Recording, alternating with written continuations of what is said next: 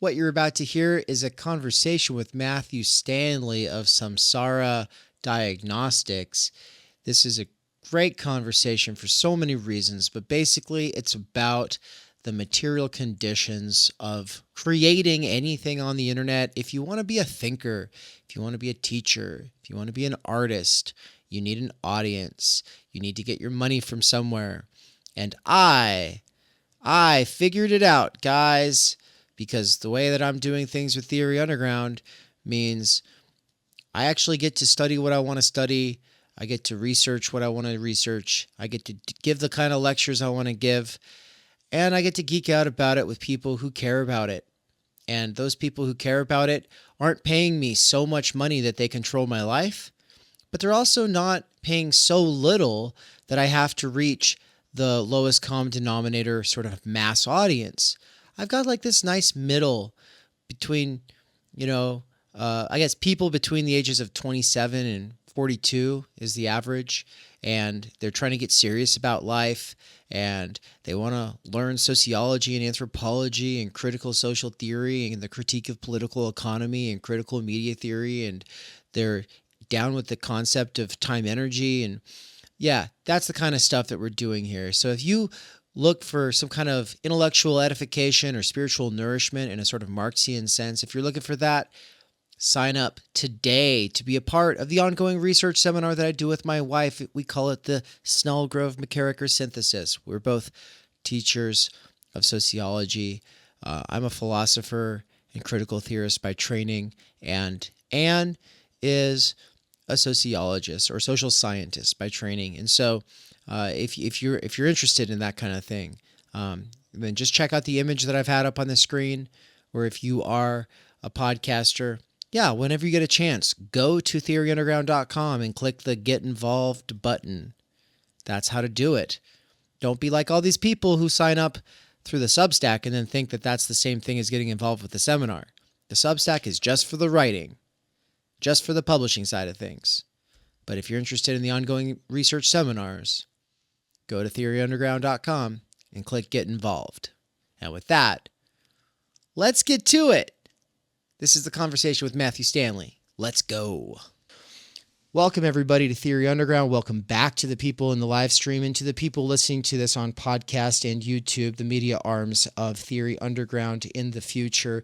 So great to have you all. It is August 14th. It is a Wednesday, a wonderful Wednesday. And today we are joined by Matthew Stanley of Samsara Media. Great to have you. Thanks for the invite, Dave. Excited to be here. Yeah. So we wanted to talk about business, commercialization, finding your audience, finding your voice, and doing so without selling out. Why? Because you just wrote a killer article in which you actually had a paragraph about Theory Underground. And so I just kind of want to set you up to say what brought you to write that article. And then maybe we'll talk a little bit more about why you're doing what you're doing. Of course, that'll naturally come up. But let's start with the article. Where's that coming from for you? Yeah, so I put out a piece last Friday called How to Find Your Economic Base, Audience. And that piece just kind of came from a place of seeing people on the internet who are trying to build, say, a newsletter, an intellectual practice or something like that. I started to notice how certain words that they were using were connecting to particular discursive communities that really where the money's coming from in those discursive communities is some sort of underlying institutional structure. So what I said was really, really abstract, but let me put it like in left and right terms, just briefly.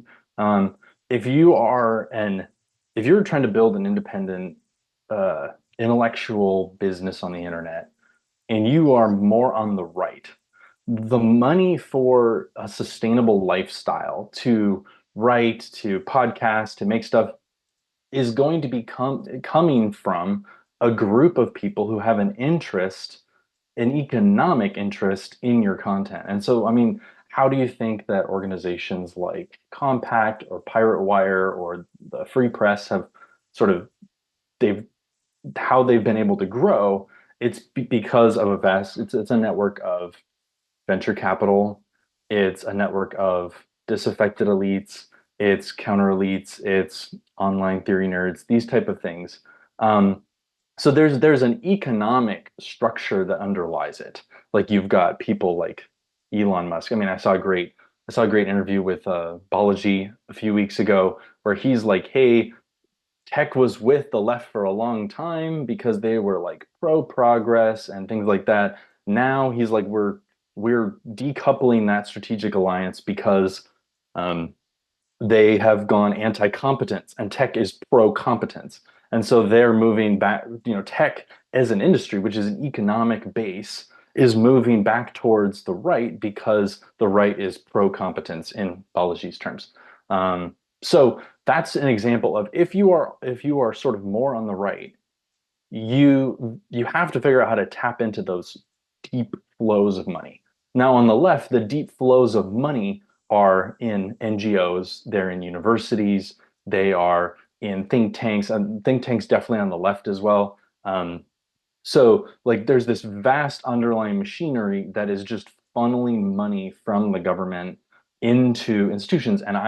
So my day job actually is working with nonprofits and governments to help them build and design grant programs. So I work in software, and so I see how the sausage is made. I see here's how you build the form, here's who's applying, here's who's just getting free money, here's how we're following up with them, here's how like I it's a black pill.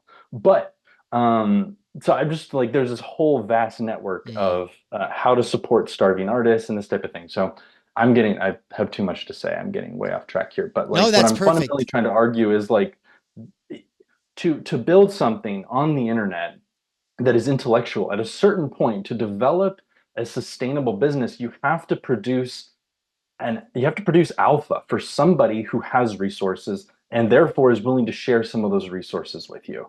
And whether so it's at a certain point, you have to kind of pick an elite group that you are going to kind of serve and align yourself with to serve their interests. And then there's going to be gifts and awards. And this is kind of the old patronage model, that this is the tried and true intellectual Yeah. model, And so the other model is like that's attempting to emerge is this kind of populist, like go straight to the people as much as just, and I think Mr. Beast is this like model of like literally you give people just like entertainment and you sell them chocolate bars and sports drinks and things like that. So it's like if you go to as wide of an audience as you can, that makes a lot of money. You can monetize that, but like you can't like you end up in this world of practical jokes and chocolate bars rather than theory. So um I also, having said all that, I want to briefly just like footnote that Justin Murphy is somebody who I've been following since 2018. He's Mm, somebody I know. I'm in his community. I've been following his experimentation for a long mm, time. I've learned a hmm. lot from him. I really like his The Independent Scholar text that he's recently put out, and I think he's going to be putting out a revised version. But some of this insight I've gleaned from him as well. So I just want to footnote him as a somebody I've learned a lot from. I was wondering what was wrong with what you were saying, and no, I'm just kidding. So, yeah, no, that's I'm actually just really I'm an cool. idiot. Yeah, yeah. What's the hell? This is retarded. No, actually, Justin Murphy's now a longtime friend of the channel. Just kidding. He's only been on here once. But it was a really great conversation. And no, it's twice now, right? Because I got him to come on for Mikey, and then I got him to come on to talk to Samuel Loncar. Both were fantastic conversations. But so the three options for where to get your money from is capital versus like the NGO sector versus we could just say uh, the masses. I'll just put that in quotes because obviously Yep. it's the post-class fractured masses. But this is It's like like surplus wages, basically. yeah, and it's leveling down to such an extent that like when you're trying to build up from $1 to $5 donations primarily, you are assuming a lower common denominator than what I want to assume, right? So that's one of a million reasons I quit theory plebe and started theory underground was because I had been doing this more like influencer thing, and now I'm like, no, I don't want to build it off of small donations. I don't want someone who gave me $5 to think that they like they can dangle that over me, or that I owe them anything. And in fact, I don't want to feel that way to a rich person either. And so for me, I've always felt very like gifts are cool, but not when there's a quick turnaround time on them like asking for some kind of a favor that requires me not being honest, or me doing what I feel I need to do.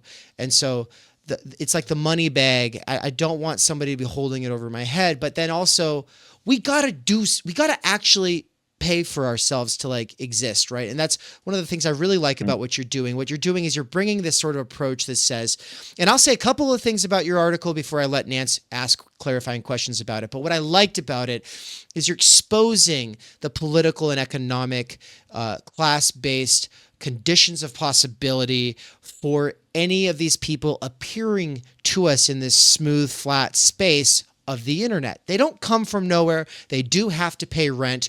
Who is helping them foot the bill? What do they have to assume about their audience in order to keep and continuously, in a reliable way, foot that bill? And for me, trying to start a family, trying to get serious about life, not wanting to sell out to capital or the NGO sector, or level it down to just $3 to $5 donations, like I am trying here, to find something else. And so you gave me some kudos there at one point. We can come back to that. It's very nice. It's like, oh, I feel seen. I feel my hard work. Of course, there is like this possibility there, though, that, well, I can problematize it later.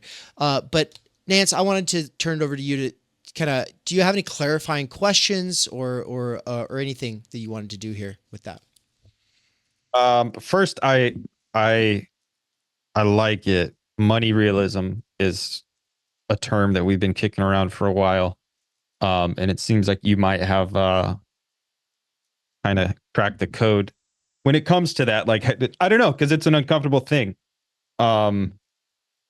Being at least ostensibly leftists or former leftists, like we always want to disavow money, but at the same time, aren't we concerned with like material conditions and changing the material conditions of the world? But we always want to pretend like, no, if you have to pay your rent, you're a fucking fascist. Like we all need to go live in the bush.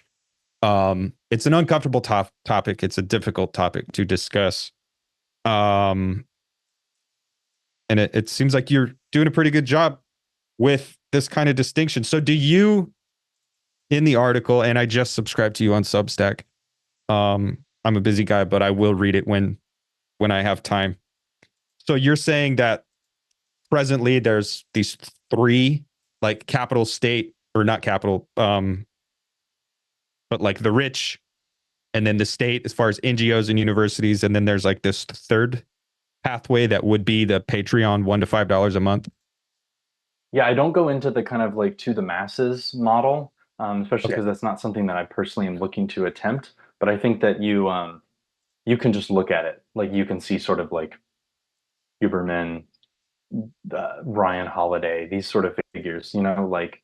So I think that that model is kind of like has been run, it has been cracked, it's been figured out, but we also has been running long enough to where we see kind of what it produces. Um, I want to throw in there that there is actually this like secret lever that is not getting talked about very much, and the secret lever is how much you need to live on. So that's the thing. The other thing to figure out is like the other option is you don't actually need a lot of money to live. There's actually there's actually a lot of cultural pressures in place and economic structures that make you think you need more money to live. So like one of the guys that I follow is Hickman Hinterlands on Substack, Shagbark Hick on Twitter, dude from upstate New York. He is fully independent, making about he makes like $1,100 a month on his Substack, but he and his wife live fully independently because they don't own a car. He owns a shack. They like Right, don't right, use that much right. electricity. He bikes down to the library to post his Substack. So like uh, there's this, and there's also like a lot of people out there like theory folks who are they're either in graduate school or they live with their parents. They like they make very little money, but they also live on very little money. So there is this hack in there of like, how can you figure out how to bring your expenses down? Because it's easier to spend less than it is to make more. Mm. You know, there's this interesting sort of thing, and part of my dilemma is that I've got a family, so I have a wife, I've got two kids, and so we live in an expensive place. I know Nance understands that, you know. So like, there the problem is harder with the family, but I actually think that there's more opportunities because there's more ability to engage in solidarity, sharing, distribution, that type of thing. Like you can figuring out how to become more self-sufficient as a household, that type of thing. So this is kind of where I start to sound like a weirdo prepper and all that kind of thing because Mm. I'm interested in this sort of in all this because I think it's very anti-capitalist. It's very Ivan Illich to like do it yourself and Yeah. not Yeah. have to like be dependent on service. Like for instance, I like an idiot, I backed out of my garage with my driver's side door open a week ago, and the dealership wanted to charge me $2,700 for a new door on my Oh. 2007 Honda Fit. Um, but instead, I would just talk to my father-in-law, who is like, he loves to just fix up cars and sell them. And he helped me find a used door online, actually at a shop nearby. We bought the door. He came over. We took the old door off, put on the new door together. And because we were resourceful, I don't care that the door's a different color, like, and I relied on family, and we made him dessert and dinner, and we had them over, and we're just always giving and taking and not keeping account because we're family, you know? Right. Because Right. of Right. that, now I don't have to shell out $600 to a body shop. 100%. That's part of the reason that Ann and I are moving to my parents, probably. Like it's a big question mark. Like it looks like that's the direction it's going. We're not going to live under Mm. their roof. We're going to build our own house. Mhm. Yep. Assuming we can get the construction loan. But my Yeah. dad would help. My dad would help me build it. He's a very skilled builder. And Mm. it's like we're just looking at the landscape and we're saying, okay, we're going to live in Costa Rica so we can cut costs. Is that the plan? Because we already moved to Mexico for 6 months just to make it so that Theory Underground could start. Like I had to spend all that time focusing Mhm. just to cut the expenses, right? And Yeah. and then since then we've been back in Boise. Boise's like the fastest growing city in the country. It's super expensive here. I hate it. I mean, there's things about Boise I like. You can find those things elsewhere. There's people I like. You can find those elsewhere too. And I can always come back and visit. But for now, it's just kind of like, yeah, this is not a place that's hospitable to starving artists. It's not a place that's hospitable to intellectuals. I mean, fuck, $6 if you give them $1 tip just to get a coffee half the time. And so it's like, Mhm. it's like, okay, so we're looking at our options and it's like, well, yeah, but we also want to have kids. We want to be, and also my parents are going to hit their 70s and we want to be there for them at that pivotal time. Yep. But there's also Yep. like that, but grandparents are great when it comes to like helping with kids. And so it's like Mhm. family and mutual aid and Yep. building up actual communities, kind of like Catrone was saying. It's all very important and we love that. And I love that you're bringing that up. I just want to say really quick though that like I've got a friend, he's all about spending less and then like using coupons and getting bonuses, and he pays close Mhm. attention to every time people are scamming him. He pays close attention to all of these like, oh, you save $1 here and you can do this and you can do that. And I was just like yesterday, like he was like an hour and a half late so that we could go to a movie because he was like cashing in T-Mobile coupons at like Dave and Buster's and this other errand and that other errand. And it's just like such a thing for him. And he's like, oh, look here, we could save this money on this popcorn. And I was just like, man, we don't need popcorn. Fuck. I was like, I just want to chill. Like, this is like so like penny pinching, like obsessing over like but you know what? It's not just like how to save $1 by, because that's obviously like you fall into marketing this way, but it's also like, this spending less approach. I feel like spending less, if that's our way out. I just want to encourage everybody. I don't know that you would disagree with this, but maybe when it comes to spending less, that should matter at the level of rent and not at the level of your groceries. Like when it comes to grocery and gasoline, Especially. just push the fuck it button, turn your brain off, stop thinking about it because you're going to spend that money anyway. Like I know people, they drive across town to save 3 cents per gallon. It's like, bro, does your time not matter to you? Does your time not have value to you? So of course, like, yeah, save money at the level of rent, not at the level of your groceries. Come on, you got to live.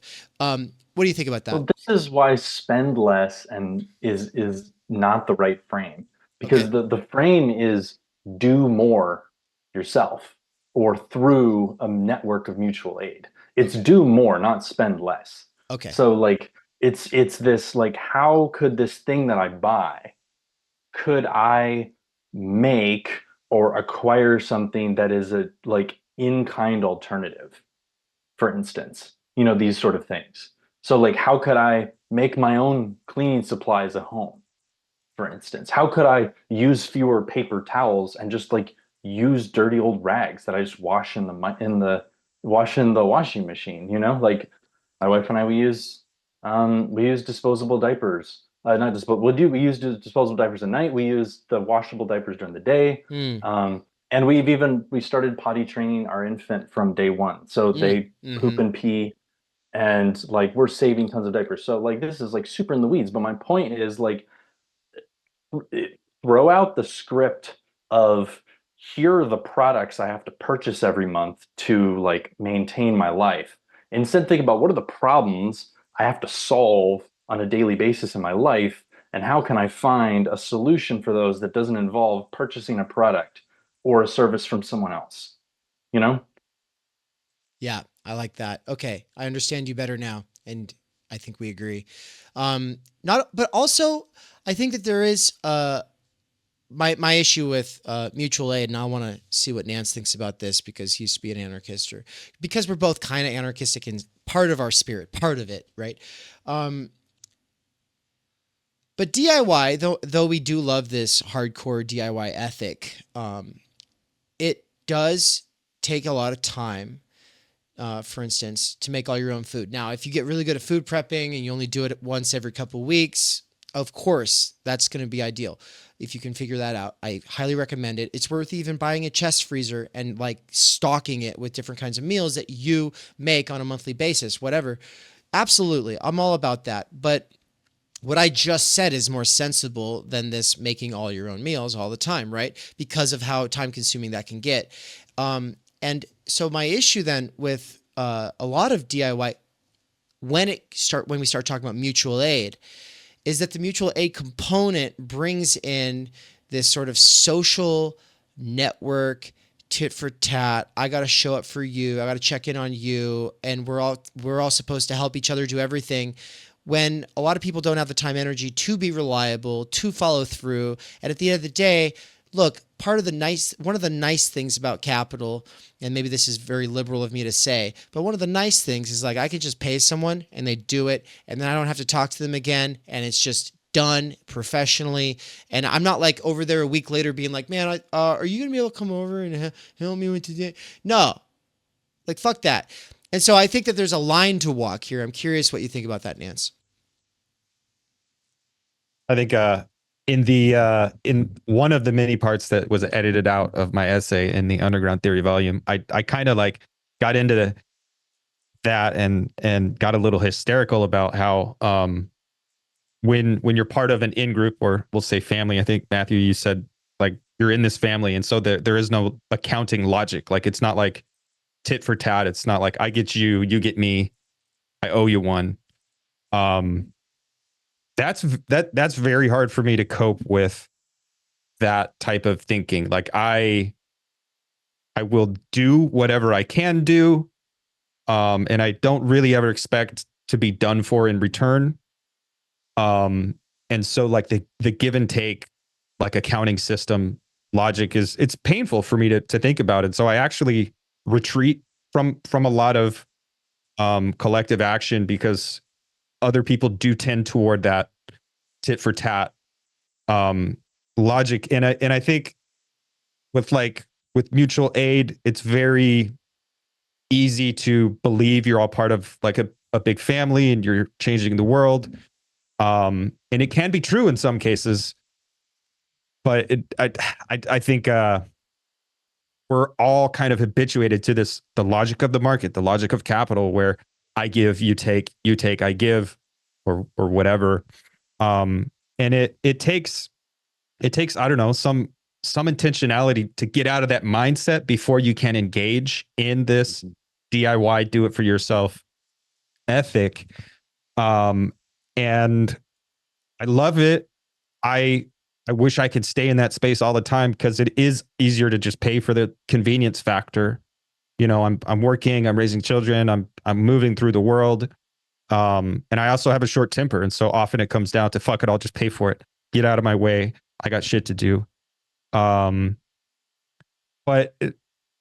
like if we can kind of focus on, well, we need to change the structural conditions and we need to present these conditions of possibility to have this internal revolution, I think that'd be great. I think it'd be fantastic. Talking about like, well, what keeps people structurally, what keeps people in this kind of relation to convenience and expenditure. And it seems like that's what you're doing. Like, you're not just talking about like, oh, let's do the disavow. Let's actually. Yeah, you're not talking about anarchist communes or some shit. You're talking about families and stuff like that, right? Is that right? Well, because I have one, and so I have to think I've been thinking intensely with this, and I realized that there's like, if somebody is maybe single and unattached, like then their sort of like their possibilities are going to be different, and they'll be able to think about it differently. You know, like I don't know why there aren't more like literal homeless writers. Like I don't understand why somebody wouldn't just like I know, like just hitchhike. Like you can literally just hitchhike. You know, and it's I don't know. Like I think that we have been habituated to a certain level of consumption, you know, that sort of thing. But I also do think that there's in our society there's kind of like once you fall out the bottom, you kind of there's this, like a catch-22. So people are afraid of that, understandably. But I wanted to point out that like what you're describing, Nance, I do think like the family unit is kind of the fundamental, most important unit of society, because we're not single individuals. We are creatures called into this world by somebody who we did not choose and placed in a place that we did not choose and thrown in it with people who we didn't choose. So like, but that kind of fundamental unit, I think is that's a lot of where a lot of our dysfunction comes from, is not getting that right. But I wanted to point out that there are ways to forge new families. And I would just point out that like, one, a religious and a secular example, but for me, a lot of our mutual aid comes through our church. So, I mean, we have a community of people who, like when we had our child, I mean, my daughter was just born about a month ago. We had our church, they got a meal train going, and we got 3 meals from people in our church who we know, but they're just like, there's somebody to coordinate this. There's somebody to coordinate it. There's rules around like, hey, this elder is only going to serve for 5 years, so they don't get too burnt out.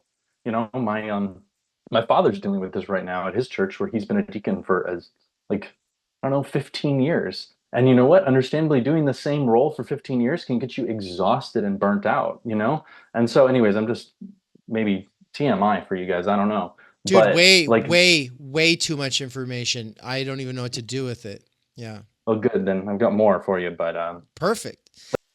Hello, beautiful listener. I see you. Just kidding. I can't. But I have to interrupt this just really quick to make my own advertisement, my very own. The one that says subscribing, liking, commenting, it actually makes a really big difference. So even if you're just on the free side, shout out to you. Thanks for doing it.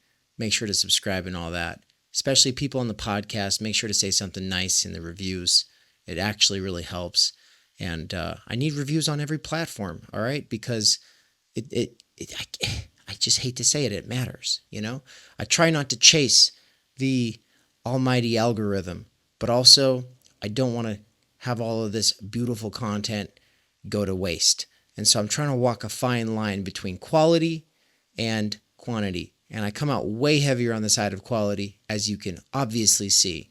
we do here. But come on, let's let's push that subscribe button. Let's smash that like button. Teach the algorithm what you actually care about. All right, and then maybe it'll show it to other people. That's great. All right, let's get back to it. Perfect. No, actually, I wanted to ask you though a couple questions, and you tie this into what you're doing right now. But we didn't properly introduce you. I know Nance was going to ask you a question about the title of your Substack. I want to ask you about your intellectual journey. I want to ask you how you got into what you got into. The fact that you're into Buddhism and that you have a church and a deacon is already interesting. So I kind of want to give you a chance to speak to all of that. But really quick, Nance, did you have a question for him along those lines as well? Maybe just like an expression of interest. Like at one point in time, I thought I was into Zen Buddhism, and then I learned more and realized I don't have the discipline for it.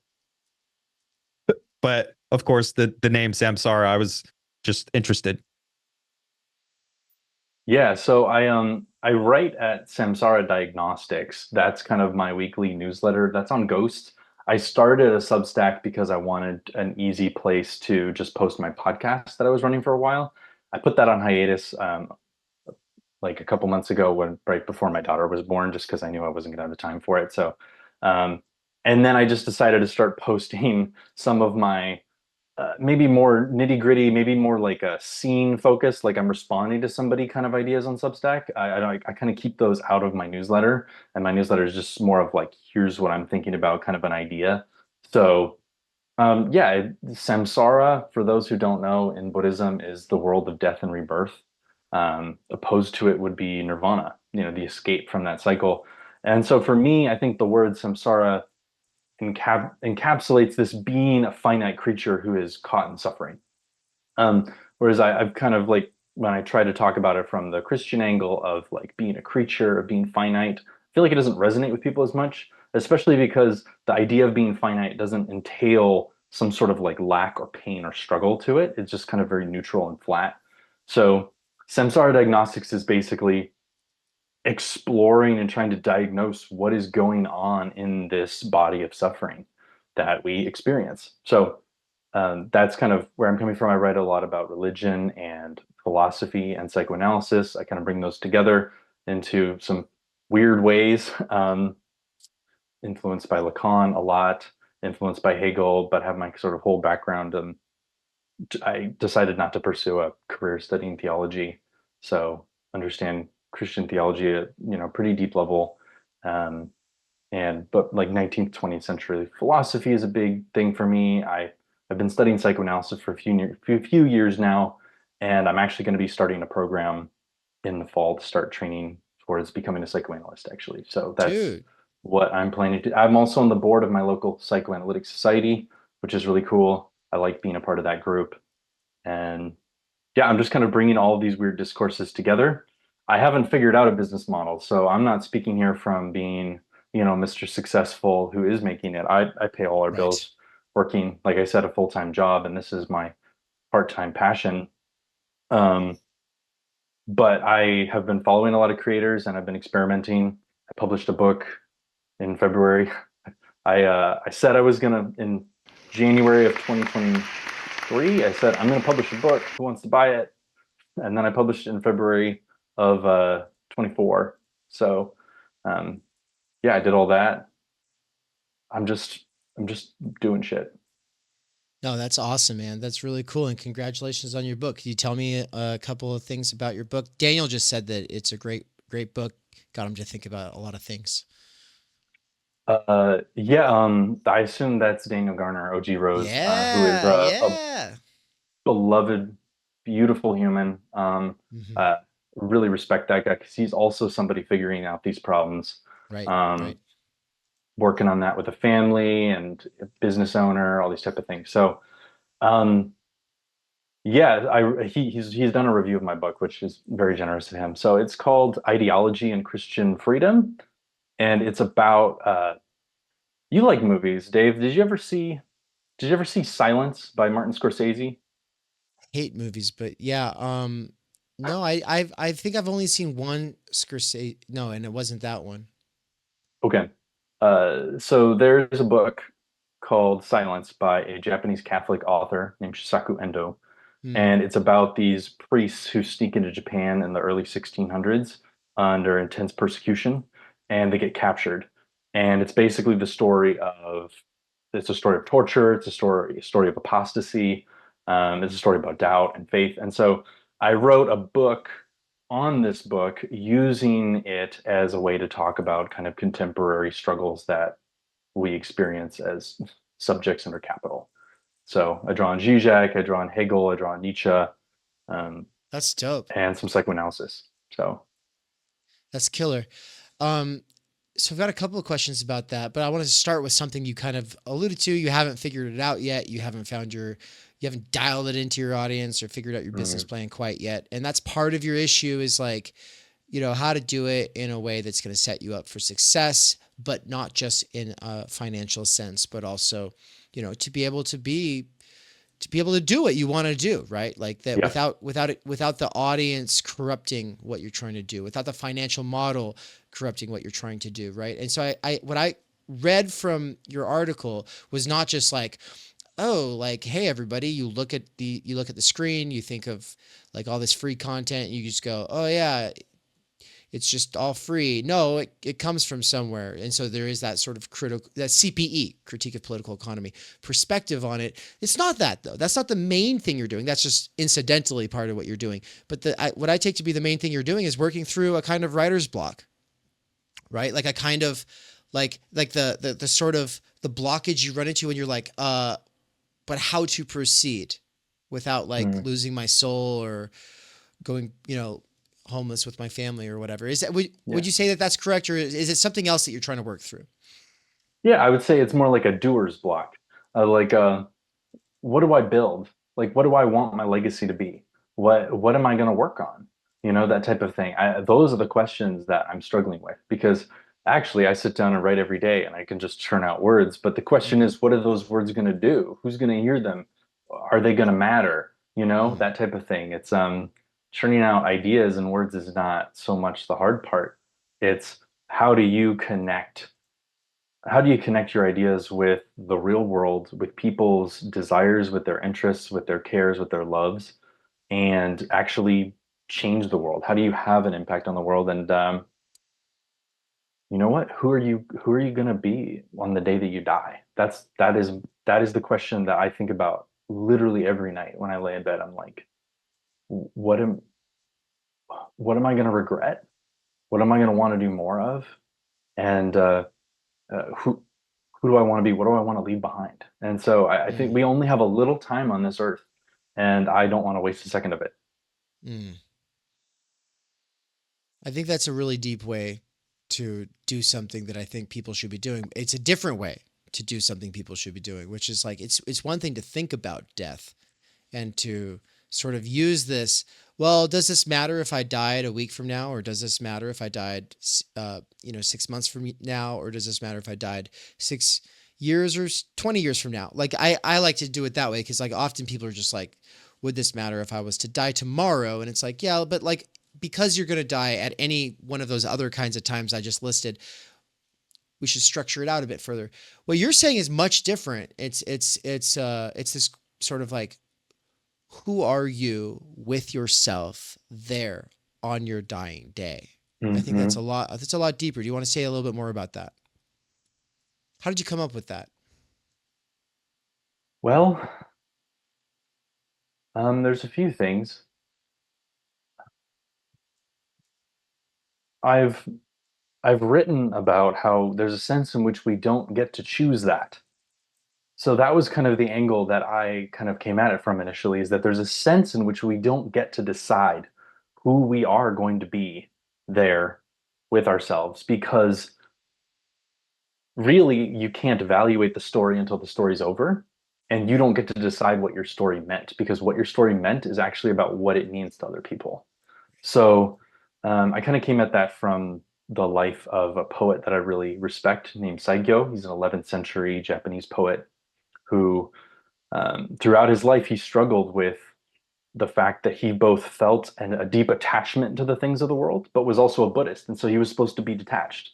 And so he wrote poetry about this problem of like, why do I find the cherry blossoms so beautiful when I should be feeling nothing? Like this was his struggle, and he never resolved that tension. But when he died, he was retroactively interpreted as this true visionary who developed kind of a uniquely Japanese view of what it means to be a Buddhist. So the people who knew him and the people who came after him look to him now, and how they see him differently than he saw himself, and yet the way that they see him is actually like what he is. And so Mm. that was the problem that I came at it from originally. Like that was the angle. Um, but I think that like that question of like taking that down to the day-to-day decision level was really just having a moment where I kind of confronted my own mortality, lying in bed one night, thinking about the death of my dog and Mm. trying to place myself into my dog's consciousness as he was fading out when he was euthanized. And I realized that I had no idea what that experience was going to be like, and it wrecked me. Um, and to your point, Dave, I would say that the question of what what do I do? Like, is this going to matter in 6 months? Is not the question I ask myself. It's more like, do I want to be doing more of this or do I want to do less of this? Mm. When I'm on my deathbed, am I going to say I wish I'd done more X, or am I going to say I wish I'd done less Y? That's Mm. that's the metric that I'm using, because you can't, like, you have to do the dishes. And of course you're going to say like, I wish I like, if I'm going to die tomorrow, of course I don't want to do the dishes, but you have to do the dishes. And so the question is, okay, do I want to, when I die, am I going to be okay with the amount of dishes I did? You know, like that's the question. You kind of have to ask yourself that question. And if you could say, yeah, you know what? I served my family. I did what I could. I was responsible with my resources. You know what? I can accept that. Mm. Now, I would say I watched too much anime in college. That's a regret that I have. I would say I wish I'd watched less anime in college. And when I die, that is going to be something I will probably say. I wish I'd watched less anime. But I'm trying to change that right now. I'm trying to watch less anime and spend more time reading Hegel. And so that change starts every day. Yeah. Yeah. For me, it was drinking. I wish I'd done less drinking in college, right? Yep. And then it's probably pot, right? Like I probably could do less A lot of pot, like, but there's all For a lot of kinds of people. things like that. I also wish that I took Hmm. more walks. I wish I took more trail runs. I wish I did more, Exactly. so there is this infinite regress of like great things that you can do. And then like, there's also giving ourselves like a little bit of a break, but I kind of want to, But you can only live one life. That's the thing that you have to work through.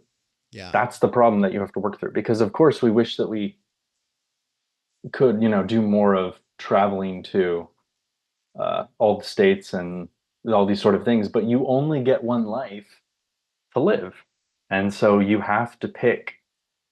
And there's this wastefulness, there's this uncertainty about that gesture that you have to figure out how to work with. And that's kind of what I'm trying to figure out. I'm working on, how do we live joyfully as finite beings? How do we embrace the lacks and the limits of being finite? You have to That's the start, essential problem. you have to start by leaving Hegel and going to Levinas. That's your first. That's your first big. I'm joking. I'm just okay. Okay. All right. No, actually, I want to change topics here. So I wanted to bring up TUCon and the fact that you are going to be a presenter here. You're coming in person. Is that right? No, I cannot do that. I will be virtual. Damn it. I'm so sorry to disappoint you. Why did I think for some reason you were coming in person? It doesn't matter. Forget that. Forget that. That means that we'll all be blessed by your presence on the wall, probably projected while we're sitting there. And we're really looking forward to it. Yeah. What did you want to think through with us? What are you working Mm. on? Yeah. So what I'm working on for TUCon is kind of this, how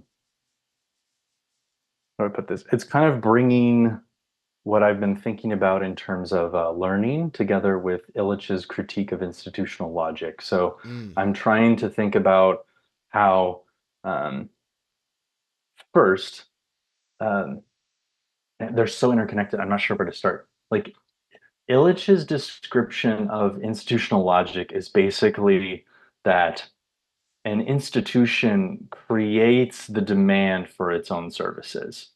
So an institution, by defining the problem in a certain way, creates a solution which turns out to be its services. And then what happens is that the performance of the technique, which is supposed to be the solution, actually exacerbates the problem, which then creates a greater demand for services. So there's kind of three things going on. The institution defines the problem, it therefore defines the solution, and its solution makes the situation worse, which demands more of the solution. So, and this is how I would argue education works today. So what institutions did was they substituted education, which is a product or a service which is consumed, for an activity, which is learning, which is done by a subject to subject. It's a relationship. It is a self-transformative act. And so what I'm trying to argue is that this so first, I argued that like this is the institutional logic. This is what Illich says education has done, is substituted education for learning. And then I give an account of learning, which is that there is in learning, the transference relationship is essential because you are transforming yourself, but you can only do so through a relation to another subject who is supposed to know. And so you engage in this subject supposed to know relationship, the transference relationship. This is how we change as intersubjective beings. Finally, kind of the final component of this is what happens in an educational context to form you to be a particular type of subject that I call school brain or the school subject. Because what happens is you now have this uncastrated master who's the teacher, because the teacher in education is just delivering knowledge to you as a service, as a product, instead of enabling a dynamic self-transformative process subject to subject. So what happens when you have the uncastrated master who just delivers you knowledge? And well, I think we get into all of the problems that I've been trying to get out of for my whole life, which is a desire for curriculum. There is the idea that to learn, like you haven't learned something if it's not recognized by an authority figure, or like you don't there's certain norms about how to express yourself. There's this desire for certainty and for things to be laid out for you to kind of follow the path. There's a desire for what you did to, like, what it has to be stamped by some sort of big other authority figure to have any sort of legitimacy. And these get so deep into us as people that it actually impedes the learning process. And I've been trying to undo this damage from myself ever since I've graduated from college, basically. So Could you talk a little bit that is what I'm more? working on. Could you say a little bit more about the damage of the school? Just if you were to restate it, what is the Yeah. damage done? You're calling it school brain, right? Like, what is the damage done there? School brain has a desire for things to be known ahead of time so that you can follow the path that is laid out for you. And it also believes that following the path is not legitimate until the authority figure has recognized that you did indeed follow the path. So there's both like a desire to have certainty ahead of time, and there is the process wasn't real unless the other saw me do it and verified that it was correct. Right, that's really good. There's probably a lot more there, but I think that that's kind of like how those would be two main ideas maybe you could take away. Like I didn't learn it if I didn't pass the test, or you didn't really read the book if you didn't get the degree, or you don't really understand something unless somebody who has a piece of paper says that you understood it. That would be one example. I wanted to make sure to highlight it because we just finished the Illich course about a month ago. It was taught by Brian Weeks, who's been a longtime friend and collaborator, and he's a high school teacher, and he's pretty black-pilled about the current state of the schooling system. He's always asking this question about reform versus some kind of maybe deschooling or, the learning webs approach like Illich. And at the same time, he teaches, his wife teaches, my wife is a third generation teacher and, with people on both sides of her family as teachers. And so, with deep respect and gratitude, to teachers, there's also everything you just said, but also like Illich and sort of this new left milieu that he was speaking to, does kind of have this, it lends itself to throwing out some kind of structure, also to getting rid of lectures. And so Theory Underground started with an article where I wrote it. It was called Mastery versus the Student Supposed to Know. Right. I'm inverting this idea of like, oh, the teacher shouldn't play the subject supposed to know.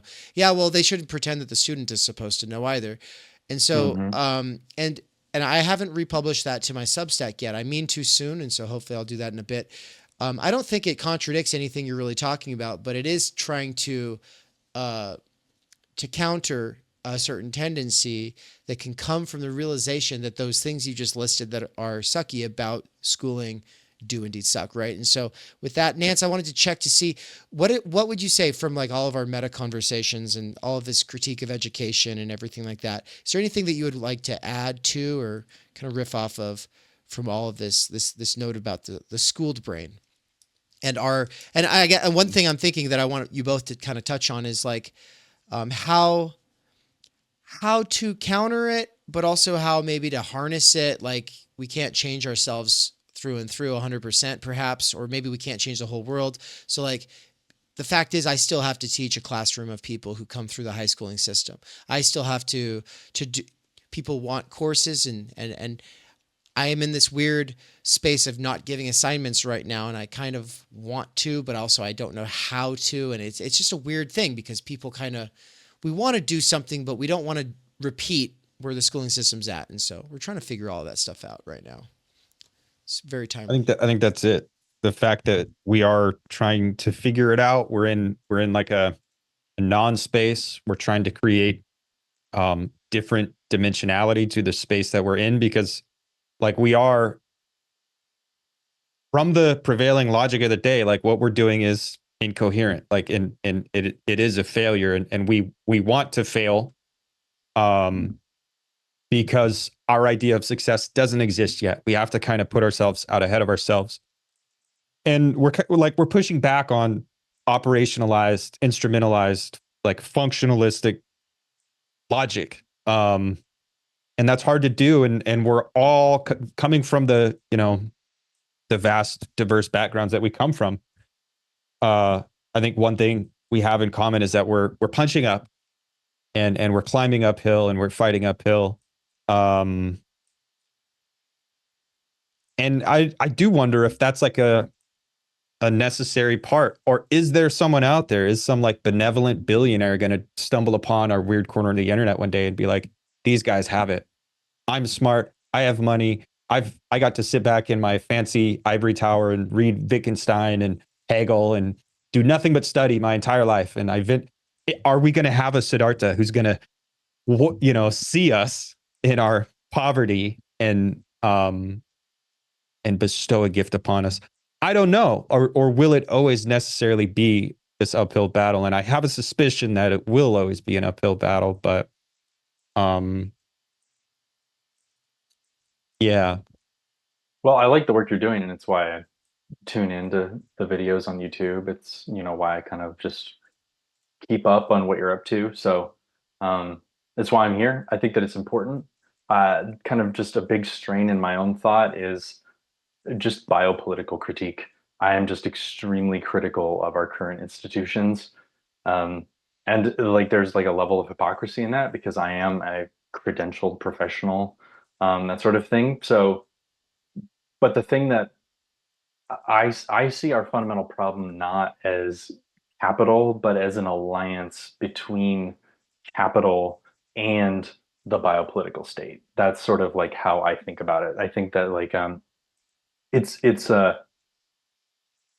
I like Land's way of putting it, of like it's capital and then there's the human security apparatus. And I think what's happening, like the human security apparatus is mommy smothering you to death, and capital is like daddy ramming you forever. Like it's just like those are kind of the two twin poles. And I think that it's extremely important to critique to critique capital, to critique kind of just its brutality, its inhumanity. But like I think that uh, there's not as much talk about, or at least maybe like practice on how do we theorize the institutions that make up our world, why we take them for granted. Like basically the left, most of the left's message tends to be a hysterical demand for more services from mommy. Like it is, we need to expand the group of people who are credentialed and who exercise scientific techniques to give us what we need. And like that whole approach of science can determine what you need, and that we can develop a bureaucratic process for dispensing to every human society what they need, to me sounds like a horror. It is again, it is mommy smothering you to death forever, which is a huge problem. And so to me, that's just a big part of my critical approach. So, Well, Matthew, not everybody got off the nipple. Some people just want to stay there forever. But no, yep. I 100% think that that's exactly sort of the problem. The question of how separable these things can be is a big one that I think that we'll want to keep thinking about. But for right now, I just want to say thank you so much for being here. Thank you for your time. It was great to have you on for the first time, to get to know you a little bit. And I'm really excited for your presentation at TUCon, October 24th through 27th, everybody. Mark your calendars, register ASAP, subscribe to Samsara Diagnostics, not Dialectics. I've misspoken online about this before. My bad. Thank you so much. No worries. Thank you. I'm excited for TUCon. Great to talk, guys. Have a good one. We'll be right back right after this. We cannot do direct revolution, but the only way to lay the foundation for it is to do what you are doing to move the underground. It's a theoretically correct title. Welcome to Theory Underground, a place for workers with earbuds who are tired of letting others read and think on their behalf, slipstreaming our way into an understanding of the situation that short-circuits the deadlocks of our moment. Research at Theory Underground focuses on what is most important for understanding our current situation: theory of the subject, capital, time-energy theory, critical media theory, CMT, and the most essential critiques necessary for understanding why the theory, ideology, and common sense of influencers left to right misses the mark. Theory Underground is coming to a city near you. What that has meant in the last year is traveling across the United States, into Canada, and then all over Europe to promote our books, courses, and ideas related to time energy and underground theory. You've been reading Underground Theory. I'm a publisher and an editor. I run a review of books. Literally, it's my living. This is the best edited collection I've ever read. Okay, picture this scene. America, early 2021. An Amazon warehouse worker arises from the emerging underground theory internet scene to create spaces for untimely topics and concerns that are too often neglected or kept in isolation today. Joined by a revolving cast of underground theorists, academics, and critics, he establishes what will become Theory Underground, a teaching, research, and publishing platform by and for working-class intellectuals, autodidacts, and academics who want to do more than they're able to do within the confines of academia. That warehouse worker's name is David McKerracher, and his book Time Energy is his first major contribution to the world of theory. It was recently reprinted with a foreword by none other than Slavoj Žižek, who also contributed to Theory Underground's latest book. My Bible, it's an excellent book. A collection of essays called Underground Theory. What you just heard is an excerpt from the Strange Exiles podcast, episode 23, where Bram from Strange Exiles interviewed me and Mikey. For those who don't know, Mikey is the author of the Dangerous Maybe blog. We are publishing one of his books here shortly at Theory Underground. He's also a lecturer at Theory Underground, and he's someone I've been friends and a collaborator with for over 10 years. But most importantly for you all, he's a fantastic lecturer, and it's a crime that he has to do wage labor right now. One of the long-term goals of Theory Underground has been now for a couple of years to hashtag free Mikey. That is something that I've been really pushing, but first I had to get freed from wage labor, which was achieved this year. That's right. Thanks to my monthly seminar subscribers, I was able to quit Amazon and do Theory Underground full time.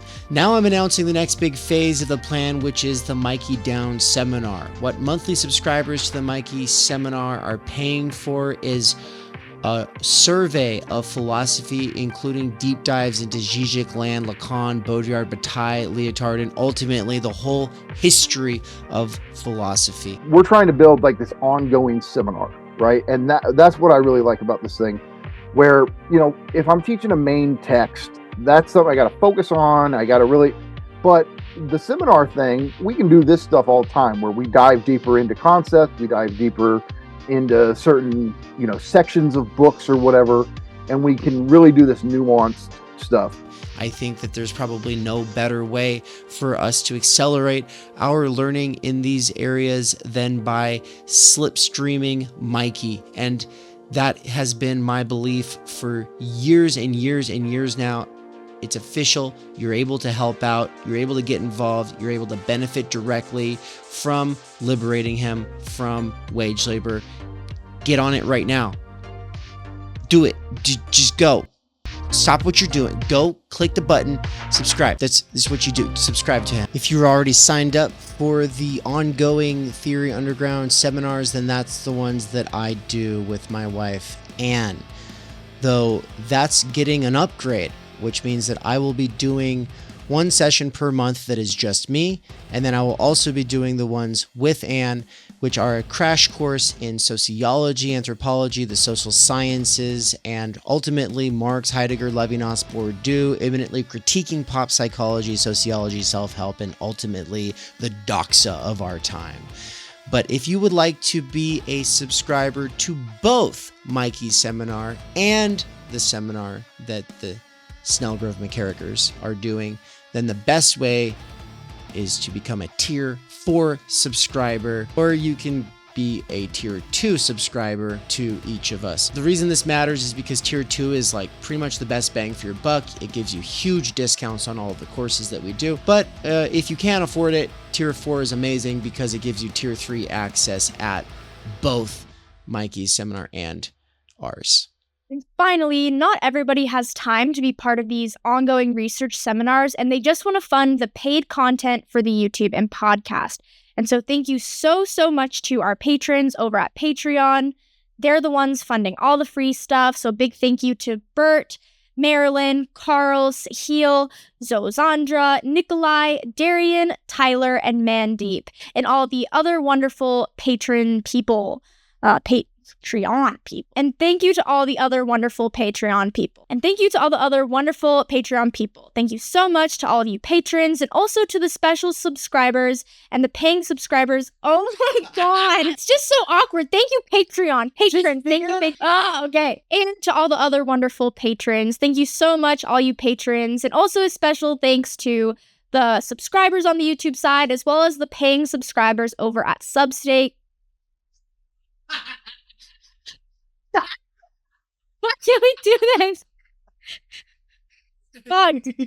You guys, just thank you. Thank you, everyone, for making this bullshit possible. Thank you to the subscribers. You do it. You did so good. Thanks, guys.